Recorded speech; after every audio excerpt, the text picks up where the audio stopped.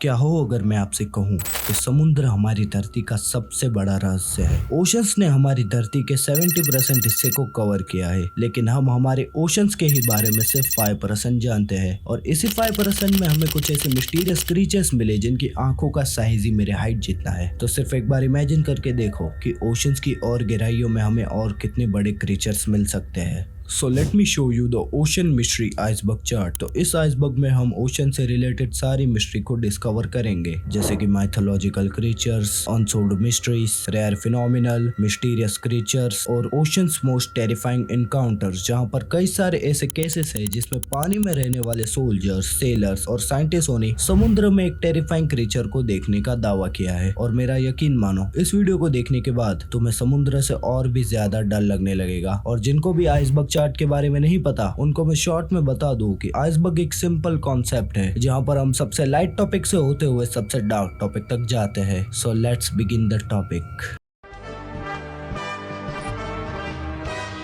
Baltic sea anomaly. 2011 में diving experts की एक टीम ने बेल्टिक सी एनोमली को गलती से ढूंढ लिया था। दरअसल 2011 में साइंटिस्टों की एक टीम ने सोलर इमेजरी का यूज करके डूबे हुए शिप्स को ढूंढ रहे थे, लेकिन उन्हें यहाँ पर ये मिल गया। इसको ध्यान से देखने पर ऐसा लगता है कि ये एक डूबा हुआ यूएफओ है, लेकिन साइंटिस्टों के हिसाब से ये सिर्फ एक स्टैंडर्ड ग्रेनाइट का डूबा हुआ स्ट्रक्चर है और कुछ भी नहीं। द ब्लूप दरअसल एक अंडर वाटर रिकॉर्ड किया गया एक मिस्टीरियस साउंड है जिसे 1997 में US national oceanic and atmospheric administration ने रिकॉर्ड किया था, जहाँ पर ये साउंड कुछ ऐसा है।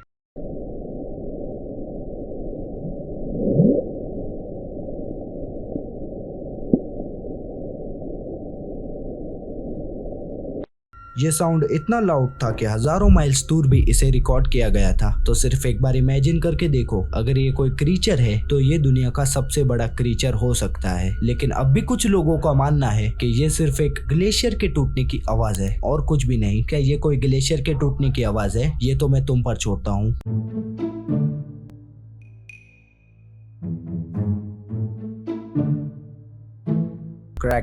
क्रैकन दरअसल एक यूरोपियन माइथोलॉजिकल क्रीचर है जो 40 से 50 फीट बड़ा है। क्रैकन के बारे में मुझे ज्यादा जानकारी तो नहीं मिली, लेकिन विकिपीडिया के मुताबिक क्रैकन नॉर्वे और आइसलैंड के बीच समुद्र दिखाई देता है। अब ऐसा विकिपीडिया का मानना है। क्रैकन एक लेजेंडरी माइथोलॉजिकल क्रीचर है जिसके ऊपर बहुत सारी मूवीज भी बनी है, जिनमें से एक फेमस मूवी है pirates of the Caribbean death man chest. अब वैसे क्रैकन के बारे में मुझे ज्यादा जानकारी नहीं मिली, तो ये यहीं तक है। आगे बढ़ने से पहले मैं बता दूं कि जब मैं माइथोलॉजिकल क्रीचर्स के बारे में रिसर्च कर रहा था, तब मुझे बहुत सारे माइथोलॉजिकल क्रीचर्स के बारे में पता चला। अब इतने सारे क्रीचर्स के बारे में एक ही वीडियो में बताना थोड़ा मुश्किल है, तो इसी टॉपिक पे मैं एक अलग से वीडियो बनाऊंगा। बिग फिन स्क्विड दरअसल एक रेयर टाइप का स्क्विड है जिसके बहुत लंबे लंबे टेंटिकल्स होते हैं। वैसे तो ये ओशंस के बहुत डीप रहता है, इतना डीप कि एक इंसान सिर्फ 0.2 सेकंड में ही पिचक के मर जाए। अब तक का सबसे बड़ा बिग फिन स्क्विड भी कुछ 40 फीट का था। ये क्रीचर ओशन के बहुत डीप रहता है, इसलिए बिग फिन स्क्विड के बारे में मुझे ज्यादा जानकारी नहीं मिली। The untouchable fish. 1932 में मरीन बायोलॉजिस्ट विलियम बेब और ब्रिटेन एक अनपावर वेसल से बरमुंडा ओशन के अंदर गए थे। बात करें वेसल की, तो वेसल टोटली अनपावर था। इसे सिर्फ एक चेन की मदद से जितना हो सके उतना डीप डालने का ट्राई करते थे। और इस डिवाइस के साथ विलियम और ब्रिटेन बरमुंडा ओशन के अंदर गए थे। विलियम और ब्रिटेन ने लगभग 3028 फीट की गहराई को छू लिया था। जब विलियम और ब्रिटेन इतनी गहराई में थे, तब विलियम डिस्क्राइब करता है कि उसने अभी एक वियर्ड सी मछली को देखा है। विलियम ने उस मछली को द अनटचेबल फिश नाम दिया। विलियम ने उस मछली का डिस्क्रिप्शन देते हुए कहा कि वो एक 6 फुट लंबी मछली है जिसके बहुत नुकीले दांत थे और उस मछली के पूरी बॉडी के ऊपर लाइट की एक रॉ बनी हुई थी, जिनके टिप्स के ऊपर बायोलुमिनेंस लाइट लगी हुई थी। विलियम के बाद आज तक किसी ने भी उस मिस्टीरियस फिश को नहीं देखा। कोलोसल स्क्विड भी एक रेयर टाइप का स्क्विड है। रेयर इसलिए क्योंकि स्क्विड फैमिली में इसका साइज कुछ 46 फीट है और इसका बिग ब्रदर जायंट स्क्विड की भी साइज कुछ 66 फीट है और ये अब तक का सबसे बड़ा स्क्विड है। और शायद इससे भी ज्यादा बड़े स्क्विड हमें समुद्र की और गहराई में मिल सकते हैं। The Greenland shark. Greenland shark दरअसल एक 400 साल की फीमेल शार्क है जिसका जन्म 1627 में हुआ था और ये अब तक जिंदा है। साइंटिस्टों के हिसाब से इस शार्क का इतना जीने का कारण इसकी यूनिक सेक्सुअल मैच्योरिटी है। हाँ, ये बात सुनने में थोड़ी अजीब है लेकिन यही सच है।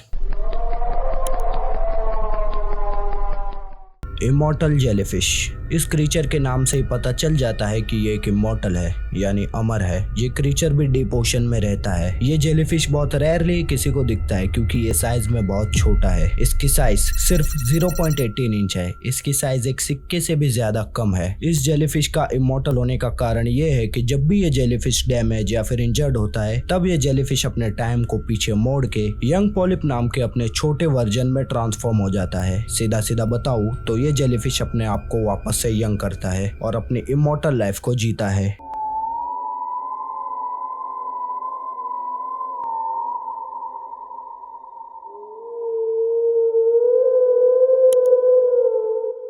लेजर्ड like creature attack on vessel. 2001 में जर्मन्स ने हाईफिश नाम के एक अनमैन्ड सबमर्सिबल वेसल को मरियाना ट्रेंच में भेजा था। बट जब हाईफिश नीचे जा रहा था तब सतह से लगभग 7 किलोमीटर नीचे वेसल अचानक से रुक गया। सतह पे मौजूद रिसर्च क्रू ने बहुत ट्राई किया लेकिन वो वेसल को हिला ही नहीं पा रहे थे। इन्हीं सब चीजों से फ्रस्ट्रेटेड होके उन्होंने वेसल पे लगी इंफ्रारेड लाइट्स को ऑन किया ताकि उन्हें पता चल सके कि आखिर गड़बड़ क्या है। और अगर रिपोर्ट्स की माने तो जब उन्होंने इंफ्रारेड लाइट्स को ऑन किया तब क्रू ने देखा कि वेसल एक लेजर्ड लाइक क्रीचर के जबड़ों में फंसा हुआ था और वो क्रीचर वेसल को चबाने की कोशिश कर रहा था। तभी क्रू ने वेसल को बचाने के लिए वेसल पे लगी इलेक्ट्रॉन गन से पानी में एक इलेक्ट्रिक डिस्चार्ज रिलीज किया जिसके जोर के झटके से तिल मिलाकर उस क्रीचर ने फाइनली वेसल को छोड़ दिया और अंधेरे समुद्र में कहीं गायब हो गया। एंड टिल अब तक वो मिस्टीरियस क्रीचर किसी को नहीं दिखा।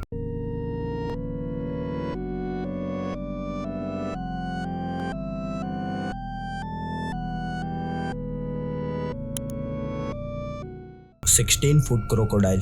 30 जुलाई 1915 में एक जर्मन यू बोट ने टोफिडो कार्गो शिप के ऊपर फायर किया था। फायर होते ही शिप पर एक मैसिव ब्लास्ट हुआ। उस ब्लास्ट की वजह से शिप का मलबा यहाँ वहाँ उड़ने लगा लेकिन दो सोल्जर्स ने देखा कि एक 16 फुट लंबा क्रोकोडाइल पानी के अंदर से बाहर आता है एक वेल की तरह और वापस पानी के अंदर डाइव मारकर चला जाता है। इसका मतलब जब शिप पर ब्लास्ट हुआ तो वो क्रीचर वहाँ से डर के भाग गया। अब कई सारे लोगों को ऐसा लगेगा कि ये सब झूठे केसेस है तो ये सब मैं तुम पर छोड़ता हूँ। इन सारे केसेस के लिंक तुम्हें डिस्क्रिप्शन में मिल जाएंगे। वैसे तो बहुत सारे केसेस अभी बाकी है जिसे मैं एक ही वीडियो में कवर नहीं कर सकता क्योंकि वीडियो की लेंथ बहुत ज्यादा लंबी हो जाएगी। तो बाकी सारे टॉपिक्स को मैं किसी और वीडियो में कवर करूंगा। तब तक के लिए स्टे ट्यून। जय हिंद।